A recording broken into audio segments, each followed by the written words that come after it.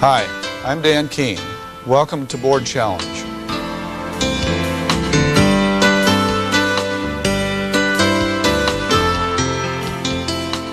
In this second Board Challenge workshop, I challenge you to take a new look at the way you do your job. The board of the 90s is not like the board of the 60s, 70s, or 80s. The challenges are greater, the problems are more dramatic, and finding the money to pay for those programs and services is certainly harder.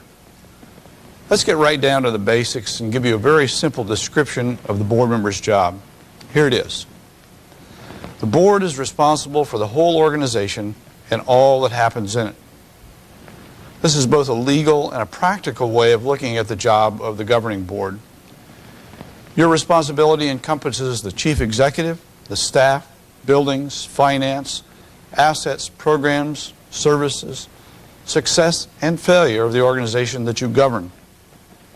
Even though the board delegates much to professional staff, the board never gives up its ultimate bottom line responsibility for everything in the organization. Let's get even more specific about this job. The board's job is to establish policy for the organization, hire a chief executive and delegate management. The board plans for the future of the organization. The board monitors and evaluates.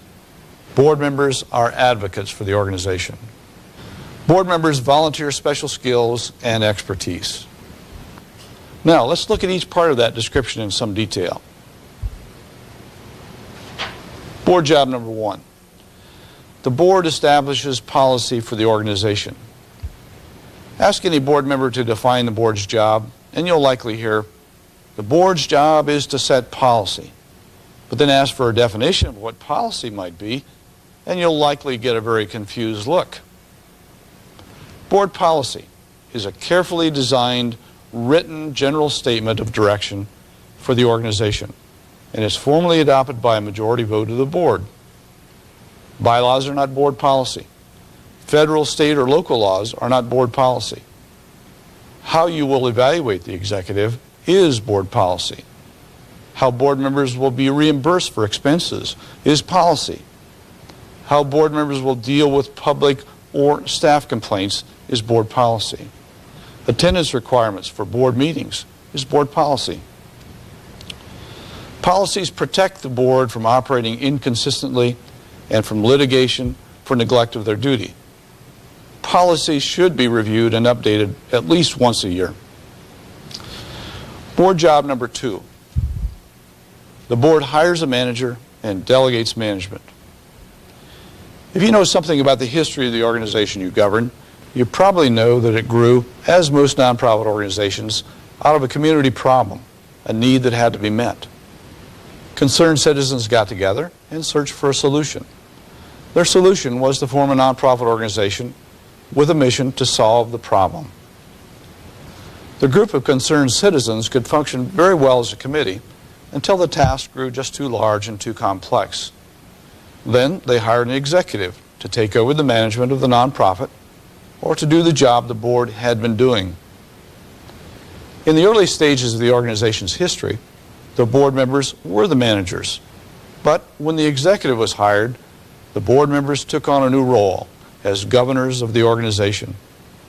With someone else covering the management, board members can now be planners and advocates for the organization.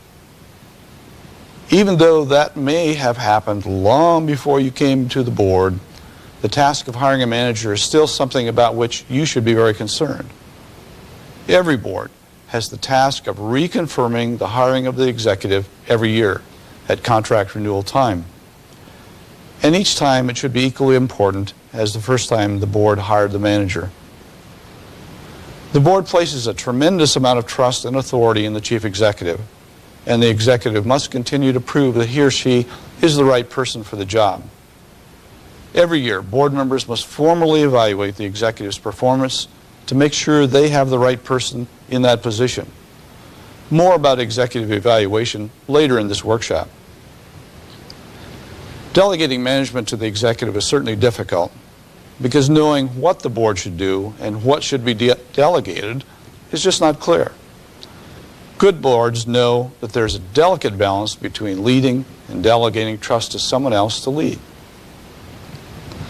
I'll explore this management or governance issue in depth in Workshop 3 of this Board Challenge series. Board job number 3. The board plans for the future of the organization. By delegating management to the paid staff, the board leaves itself time for an important task, and that is planning for the future. Planning is not a frill, but it's one of the most important trusts given to the board. If there's one thing boards don't do enough of, it's planning. Planning in an age when dramatic change comes almost faster than we can comprehend seems like an exercise in futility. But the very fact that change is so rapid is even more reason that every organization must have a plan to cope with that rapid change and the effects that change could have on the organization. Board members must be the visionaries for the organization. They must plan far ahead, as far as 5 to 10 years. The board is responsible for long-range planning, and the executive is responsible to develop a short-range or a one-year plan to carry out the long-range goals. But all the planning for the organization is clearly a team effort, board members and staff and management. Long-range planning must be much more than an informal discussion about what we ought to be doing in the years ahead. Your board should schedule at least one long-range planning retreat every year to write a long-range plan or to modify a previously established plan. You should also review or write a new mission statement every year, always the first step in long-range planning. The mission statement is the cornerstone on which all of the planning takes place. Planning is a very exciting and vital board responsibility. Planning will make your dreams reality for your organization. Your long-range plan should have several basic elements. Let's look at those. Your plan should be action-oriented. Actions can be taken to accomplish the plan. All goals speak to actions that will be taken. Your plan should be flexible. The plan is not set in stone. It can be modified over the years as necessary. Your plan should be measurable. There are ways to identify accomplishment of the plan. Dates, percentages, dollar amounts, or whatever can tell you that you've made some progress. Your plan should be designed for accountability. Completion dates and responsible parties are identified as part of the plan. If nobody's responsible, nobody will do it, and you end up with a worthless document in your files. Board job number 4. The board monitors and evaluates. As a board member, you are really a trustee. Your constituents put their trust in you to make sure that the organization is operating the way that it should. It's your job to keep an eye on the progress of this organization. Of course, you can't watch every detail and every activity that takes place in the organization because that would be a full-time job. Board members monitor and evaluate bottom-line results. The board monitors and evaluates many things, but here are the few of the basics. The board monitors finance. The board monitors executive performance. The board monitors progress towards the mission and the long-range plan. The board monitors board performance. Let's look at each one of these separately. Let's try the first one. The board monitors finance. Finance is one of the most difficult items you'll have to monitor and evaluate, but it doesn't have to be overwhelming. You don't have to be an expert in corporate finance to do a good job of monitoring this organization's finance. Begin here by monitoring with careful attention to the budget. The budget is the board's financial plan for the year and deserves plenty of your attention. The budget will be prepared by the executive and line staff and then presented to the board for your approval. When the budget is presented, board members must ask whatever questions are necessary to gain a reasonable understanding of this financial plan. Basically, you want to know, where's the money coming from and where will the money be spent? And do those expenditures match the board's priorities for this organization? Then monthly or quarterly reports to the board are the windows that you can use to monitor how well the executive is following your financial plan. If you don't understand the reports, ask the executive for explanation. Remember, you don't have to know everything about the finances, just enough to feel comfortable that the money is coming in and going out according to your plan. Financial reports will cover both the revenue side of the budget and the expenditure side of the budget. On the expense side, you should understand these things. First, what was budgeted?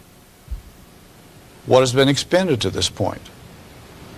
The variance between the spending plan and the budget and what is actually being spent, and what are the reasons for those variances between the two. Same thing for the revenue side. How much revenue did you anticipate in this year? What has actually come in? What's the variance? And what's the explanation for the variance? Final step for the board to do a good job of monitoring finances is the annual audit of your books. This is a required procedure for many organizations, but it's certainly much more than that.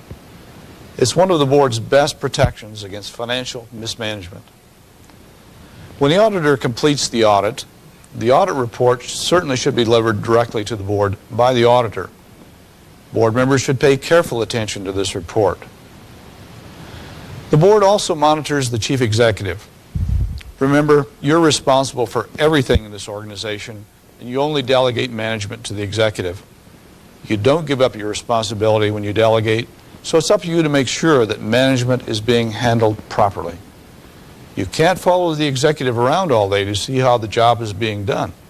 So, the best way to evaluate and monitor his or her performance effectiveness is through a formal annual evaluation. The format and procedure of that evaluation must be worked out by each board, but it is important for each board member to understand what is appropriate and what is inappropriate for that evaluation. Remember that you're measuring manager effectiveness on bottom line results, such as, is the board getting a good flow of information and recommendations from your executive? Are the finances reasonably stable? Is the customer, client, or member base growing? Is the organization making progress towards the mission and the long-range goals? Is the executive working within the job description dictated by the board? Are constituents content with the service we provide, or are there a lot of complaints? Here are a few good rules for executive evaluation. First, don't ask staff to evaluate the manager for the board. Line staff do not know what the board expects of the manager and cannot be unbiased when evaluating their boss. Second idea, evaluate objectively based on performance. Don't go by gut feeling or your like or dislike of the executive's personality. Third idea, make evaluation a positive effort to communicate better with your executive. Evaluation is not a fault-finding mission to document errors. Formal evaluation allows the board and the executive a system to communicate about how to make the organization better. Look as much for positives as you do for problems. Fourth idea for executive evaluation, reward good performance and demand correction for poor performance. There's no reason to evaluate if you don't have a follow-up. The board monitors and evaluates progress on the long-range plan is the next item that you monitor and evaluate. The long-range plan is like a mark in the sand, placed there to be used as a point of reference to determine if the organization is standing still, moving ahead, or moving backwards. Progress or lack of progress will determine the decisions you make. You can't set direction if you don't know where the organization is supposed to be going. That brings us to board job number 5. Board members are advocates for the organization. Because you serve as a volunteer leader, you qualify as a good advocate for this organization. No matter how committed they are to the organization, management and staff are still the hired help. But volunteer board members' motivation is belief in the cause. Board members are also community leaders and have influence in the community which is a prime quality for a good advocate. Your advocacy for the organization will take several different forms: lobbying lawmakers and funding sources, communicating with the public about the needs and plans of this organization, and carrying out public relations activities. Your advocacy efforts will generally be part of a planned effort by your board. Remember, you can't speak for the full board, but you can speak about the board's position on issues. You can also promote the interests of the organization at any time. That brings us to board job number 6. Board members volunteer special skills and expertise. In addition to community influence, board members bring personal expertise to the board. Nonprofit organizations never have enough money to hire all the expertise they need, so it's natural for board members to volunteer their expertise. Keep in mind, however, that you're not elected to be a specialist, but rather to apply your general experience and leadership skills to the governance of this organization. Exercising your special expertise outside of the board meeting must be done in a very cautious manner. For example, when you offer your expertise to the board or to the executive, you shouldn't be offended if your advice is not accepted. Both the board and the executive must work in the context of the whole organization and not just this one area of need.